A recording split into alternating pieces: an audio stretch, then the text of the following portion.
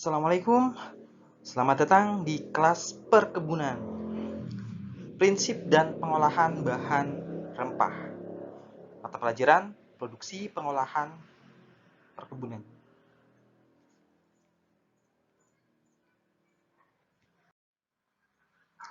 Nah, prinsip dan proses pengolahan bahan rempah tercakup dalam pasca panen yang harus dilakukan untuk menjaga kualitas bahan.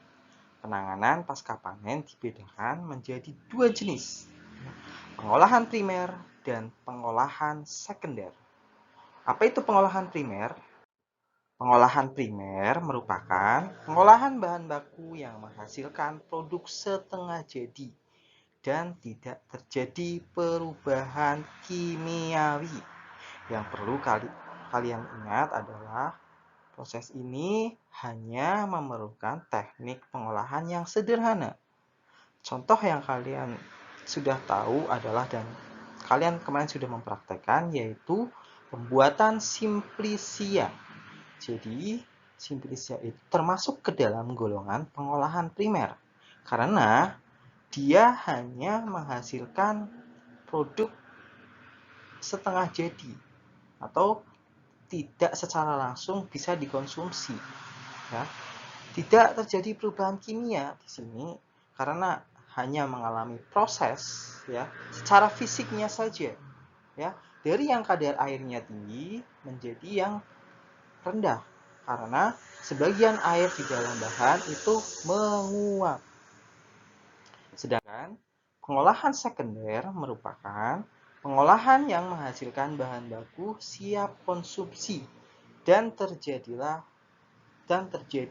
perubahan secara fisik dan kimiawi.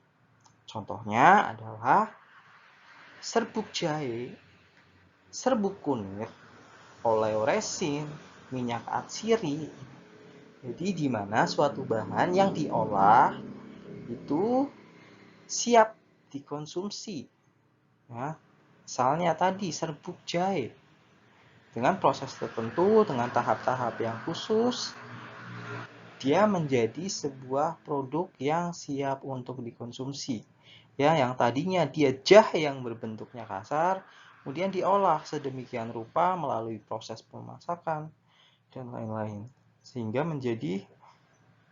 terjadi perubahan secara fisik dan kimiawi. Fisiknya berubah dan secara struktur kimiawinya ikut berubah.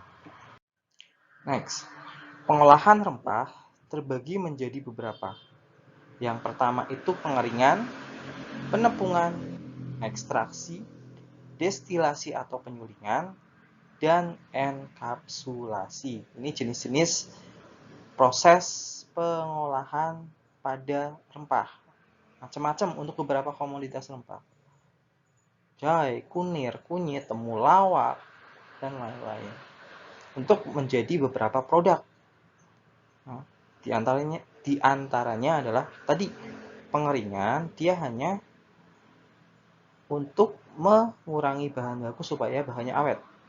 Penepungan dia untuk produk yang penepungan dia ada prosesnya ya. Yang tadinya pembubukan, kemudian ekstraksi juga sama, dia menyaring. Nah, di pelajaran kelas 10 kalian sudah dapatkan untuk mendapatkan partikel atau zat terlarut atau pelarut yang diinginkan. Dan destilasi penyulingan itu menggunakan teknologi tekanan uap. Kemudian enkapsulasi itu pengemasan produk gitu ya, menjadi lebih tahan lama atau lebih awet.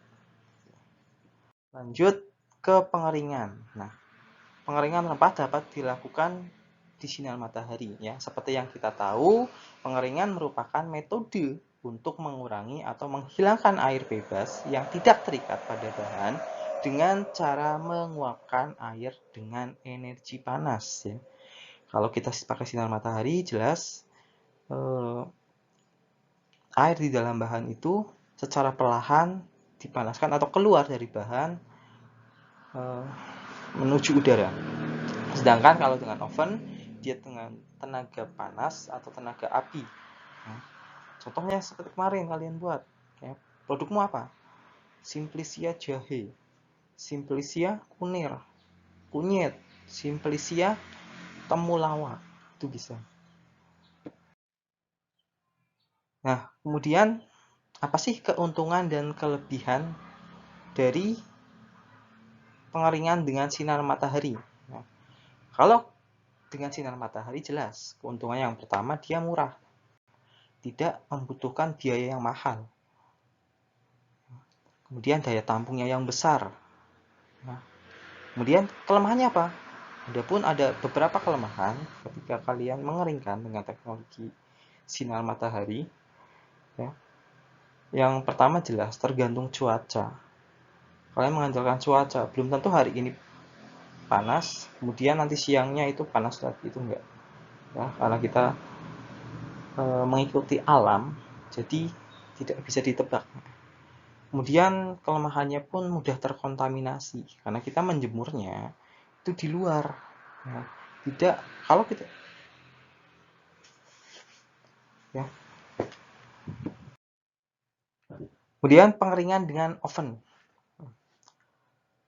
Pengeringan dengan oven. Nah, kelemahan. Kita bicara kelemahannya dulu. Kelemahannya itu yang jelas kebalikannya dari pengeringan dengan sinar matahari. Biayanya yang mahal, kemudian luas atau daya tampung oven tertentu itu sangat sedikit dibandingkan dengan penjemuran di terik sinar matahari. Sedangkan kelebihannya jelas, suhu dia dapat diatur sampai suhu sekian derajat dan waktunya pun dia lebih cepat.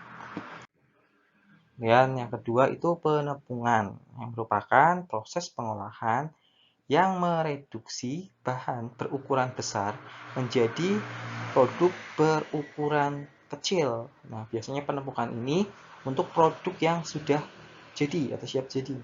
Contohnya adalah serbuk jahe, serbuk kunir, kunyit, dan cabai bubuk. Selanjutnya, ekstraksi. Ekstraksi itu dibagi menjadi dua metode. Yang satu menggunakan pelarut, dan yang kedua dengan cara pengepresan. Nah, untuk metode menggunakan pelarut, yaitu bahan dimasukkan ke ekstraktor dan bahan pelarut supaya mudah menguap, kemudian akan berpenetrasi ke dalam rempah. Hasilnya berupa minyak atsiri atau oleoresin. Itu produk-produk yang dihasilkan dengan cara ekstraksi menggunakan pelarut. Sedangkan yang menggunakan pengepresan biasanya dilakukan pada bahan yang tidak tahan panas. Contohnya adalah jeruk, lemon, karena beberapa kandungannya itu tidak tahan panas. Ketika dia dipanaskan, otomatis beberapa senyawa yang terkandung di dalam bahan itu akan rusak. Jadi tidak menghasilkan gizi atau energi apapun. Lanjut ke destilasi. Nah, destilasi ini merupakan proses penyulingan atau proses pemisahan bahan kimia berdasarkan tekanan uap dan tekanan titik didih suatu zat. Penyulingan bisa terbagi menjadi tiga bagian, penyulingan uap dan air, serta penyulingan secara langsung. Kemudian yang terakhir yaitu enkapsulasi. Nah, di enkapsulasi ini prinsipnya yaitu teknik pengemasan bahan inti berupa partikel padat, ya, cairan atau gas di dalam suatu bahan sekunder atau pelapis dindingnya. Misal kita contoh produk-produk rempah yang sering kita jumpai di obat-obat herbal. Penggunaan misalnya habatus sauda atau jinten hitam ketika dijadikan kapsul atau dijadikan obat itu bisa dengan cara pembuatan enkapsulasi. Jadi si habatus sauda itu dimasukkan ke dalam kapsul, ya, kapsul obat, ya, itu supaya bisa mudah untuk dikonsumsi, ya. Yang tadinya berupa cairan bubuk atau mungkin cairan cair, gitu ya, dia dimasukkan kemudian untuk dikonsumsi. Nah, itu dari saya. Cukup sekian, terima kasih. Billahi taufiq wal hidayah. Wassalamualaikum warahmatullahi wabarakatuh. SMK bisa, SMK hebat.